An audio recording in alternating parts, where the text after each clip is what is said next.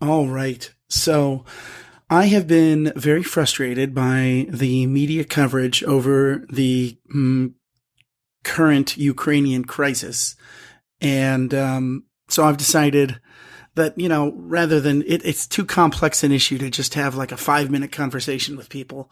So I decided I'm going to make a simple slideshow presentation and then just sort of talk through my perspective on this and what I think about it and what I think is going on. I've been particularly frustrated by the media interpretations and the news outlets reporting on it. There just seems to be no motivation at all to honestly investigate the motivations behind of Russia, the internal political situation within Ukraine, and then also no incentive whatsoever or no desire whatsoever to investigate the motivations of the West, which is to say their own motivations, their own biases. And so I should just point out first that I'm not an expert in this. I'm just a guy who likes geography and history and geopolitics, and this is not even my area of primary focus in history. So if you have a comment or you have a correction, please feel free to let me know where I've erred. I have broken this down into 7 parts, which I'm going to go through. The longest is going to be the history section. And the goal is to just help you, the viewer, understand some of the undiscussed underlying issues in the conflict. And then I'll provide my own perspective at the end. But honestly, I'm no prophet. I have no idea, what exactly is going to happen. So take that with the largest grain of salt. If you like the video, please leave a comment or reach out to me personally.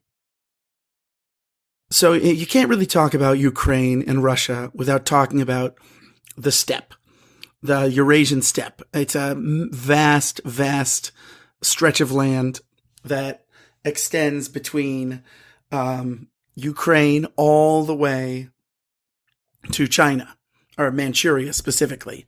It encompasses many, many cultures, including the Manchurians, the Chinese Manchurians, Mongolians, Turkic people in Central Asia, and then obviously nowadays Russians and Eastern European Slavs.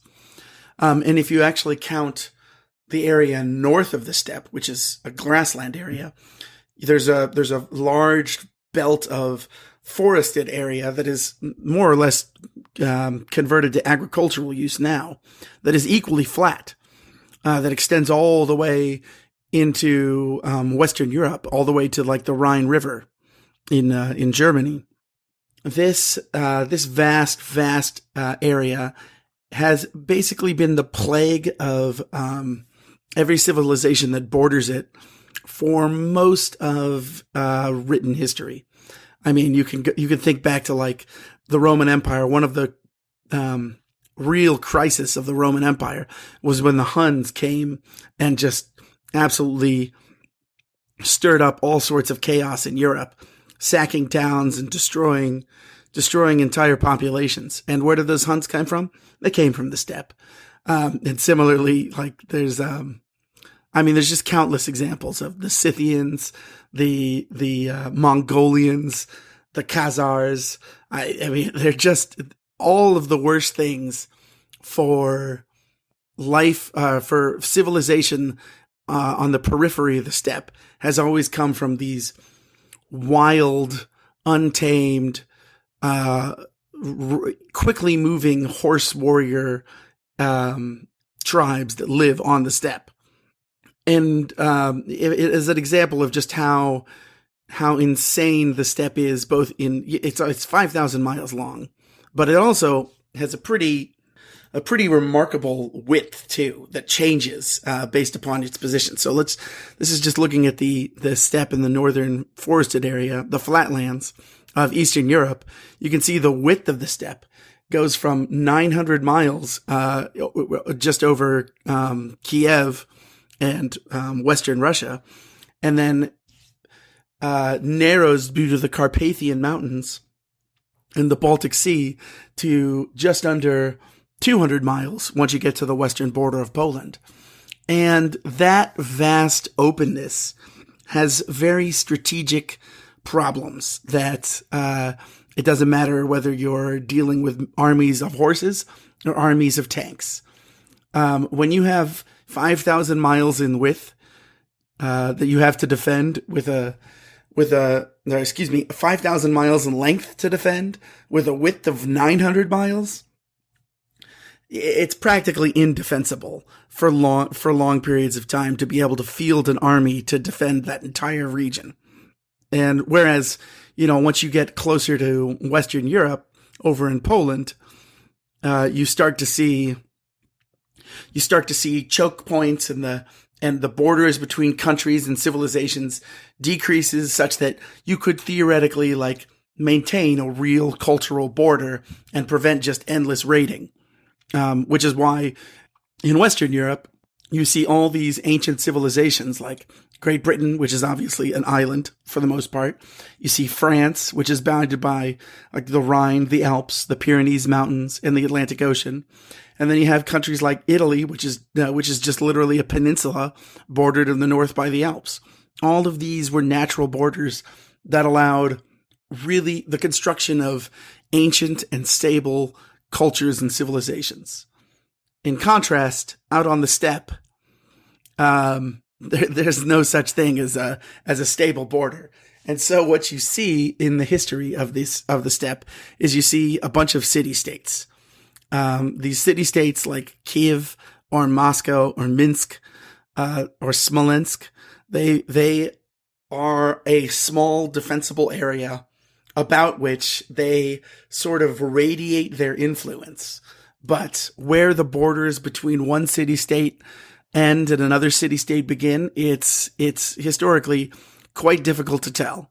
And they change rapidly depending upon who's coming and who's going and who's traveling through the steppe at any moment in time. So the whole concept of a nation state out in the East is a very different beast. I'll give you a great example here. This is going to be an important map. This is a map of Ukraine. And while the northwestern Ukraine was controlled by the Polish-Lithuanian Commonwealth, they described the southeastern portion of the region, the steppe, as the wild fields, which is an evocative name that I'm going to use again. So really, if you have the ability to look at this map, you'll be able. It's worth your time to look at it because you'll see this split in Ukraine again and again and again. And I'll describe it to you if you can't see it. This is a map of Ukraine with an area marked in yellow that is basically the southeastern half of the country between crossing the Dnieper River and just north of Crimea.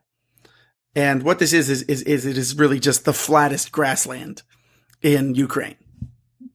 This is a great example that the Lithuanians had of their frontier, which was Ukraine, that they called the wild fields. What made the wild field so forbidding were the Tartars. Year after year, their swift raiding parties swept down on the towns and villages to pillage, kill the old and the frail, and drive away thousands of captives to be sold as slaves in the Crimean port of Kaffa, a city often referred to by the Russians as the vampire that drinks the blood of Rus. Keep that in mind. That is what ancient life was like on the steppe. And when I say ancient, I mean it ended only a couple hundred years ago. This sort of savage, nomadic life on the steppe. So let's talk about the origin of Ukraine and Russia. So in the 9th century, a group of Slavs who may have also been intermixed or may have been Vikings, called the Varangians, they settled from the Baltic coast down into the rivers of what is now Russia and set up a city. Most notably, a man named Rurik set up a principality in a city called Novgorod. And he conducted a series of military campaigns down the Dnieper River and then later down the Volga River, conquering the cities on the river from the nomadic horse tribe of the time, which was the Khazars. Yeah, at one point in time, he conquered a small village named Kiev. That grew in importance over time to become the most important city in what became known as the Kievan Rus. The Kievan Rus lasted all the way to the 13th century. And it controlled, just as I said, a number of city-states in what is now Russia, Belarus, and Ukraine. And it really laid the foundation of what became Russian civilization, or Eastern Slavic civilization is a better term to say.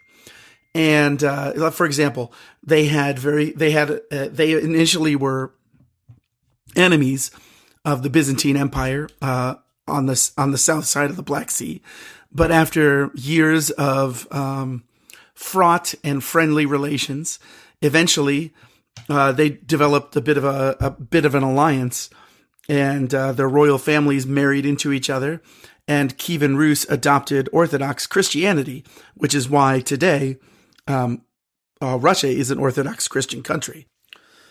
So, as I said, the Kievan Rus lasted until the 13th century. And if you know anything about the 13th century, in pretty much anywhere in Eurasia except some parts of India and Western Europe, it would be obvious to you what happened, which was the Mongols invaded everywhere, and they completely destroyed the Kievan Rus. They reduced every single city to tributaries if they just didn't outright destroy those cities. Their domination over that region lasted for almost 100 years. But eventually, the terror of the Mongols receded, partially due to internal fracturing, partially due to the Black Death that swept across Europe at the time.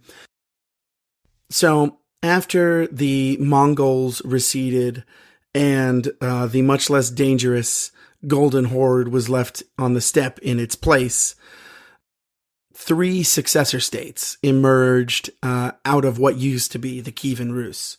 The first is Galicia Volhynia, which is basically centered around the modern city of Lviv. This was eventually absorbed into the Grand Duchy of Lithuania, and then further into the Polish-Lithuanian Commonwealth, which you can see the picture of Lviv on this map. And I've also highlighted the city of Kiev on this map as well, which was the very edge, the very frontier of the Polish-Lithuanian Commonwealth. That they controlled Kiev off and on again, basically over the years. Anyways, unlike Kiev, Lviv was thoroughly integrated into the Commonwealth, and the Commonwealth was very different from the Kievan Rus in that it was largely Catholic. It was thoroughly invested into European politics and less focused on anything to do with the steppe. And while it was in the Commonwealth, it was known as the Russian or the Rus part of the Commonwealth, which is a term that the Polish-Lithuanians used as called Ruthenia. The second successor state is the one of Vladimir Suzdal. You can see Suzdal on the map. That's where its original capital was. This was just a city-state principality that just grew and grew and grew over time, consolidating more and more area to itself, eventually moving its capital to the city of Moscow. And it really became the successor state, or the state that became what we know as of Russia. And then the Novgorod Republic is the third state, which was absorbed into the Tsardom of Russia in 1478. And so this Tsardom of Russia finally established itself as an independent country and a power in and of itself in 1480, when it finally repelled aggression by the Golden Horde. So then from the 1480s onward, you have Russia expanding out in all directions, really consolidating the power over the steppe And after the Golden Horde collapsed, it was replaced by this entity, the Crimean Khanate, which was finally conquered in 1780. And that sort of put an end to the marauding days of the steppe, as the Russians dominated pretty much the entirety of the steppe, all the way out to its modern day borders on the Pacific Ocean. Now, the people who lived on the steppe, the Turkic / Mongolian / Khazar people, who were known as Tatars, would evolve into a group of people called the Cossacks, an ethnicity that lived primarily on the steppe, that had very much a warrior tradition. And they would be maybe the most important part of the Russian Imperial Army.